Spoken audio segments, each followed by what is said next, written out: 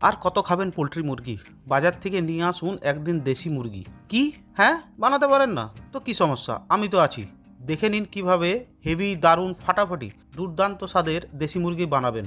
আরে দাদা, দোকানে পরে যাবেন, আগে ভিডিওটা শেষ অবধি দেখুন। দোকান থেকে কিনে আনুন চিকেন, ধুয়ে জল ঝরতে দিয়ে দিন। জল ঝরুক, ততক্ষণ আমরা এই কটা আলু পেঁয়াজ কেটে রাখি। আদা রসুন আর লঙ্কা একটু জল দিয়ে পেস্ট করে নেব। কেটে নেব দুটো টমেটো। ঝামেলার কাজ শেষ, চলুন এবার কড়াই চাপাই। পরিমাণ মতো তেল দিয়ে অপেক্ষা করব তেল গরম হওয়ার জন্য। সবার আগে একটু নুন দিয়ে দেব। নুন দিলে গরম তেল উড়ে এসে আপনার গায়ে লাগবে না। এবার দেব ডুমো ডুমো করে কেটে রাখা আলুগুলো। ঘুরিয়ে ফিরিয়ে লাল লাল করে ট্যান পড়া অবধি ভেজে নেব। একদম পারফেক্ট, তুলে নেব। চিকেনে ভালো গন্ধ আনার জন্য দিয়ে দেবো কিছু সুগন্ধি মশলা। উফ, মন এটাই তো চাই। দেব পেঁয়াজ।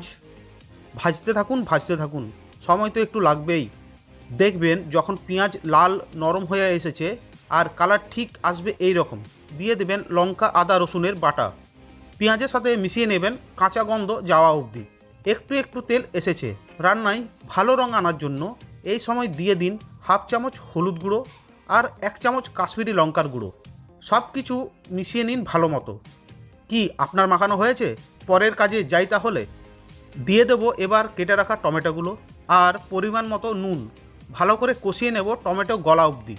এবার 1 চামচ ধনে গুঁড়ো, হাফ চামচ জিরা গুঁড়ো আর 1 চামচ মিট বা চিকেন মশলা।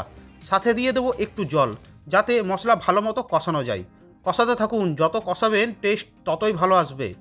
মশলা থেকে তেল বেরিয়ে এসেছে, এবার দিয়ে দেবো ধুয়ে রাখা চিকেন। গ্যাসের আগুন হাই করে 5 মিনিট কষাবো। কড়াইয়ের সাইড দিয়ে যখন তেল ছাড়া শুরু করবে, আগুন লো করে ঢাকা দিয়ে রাখবো 5 মিনিটের জন্য।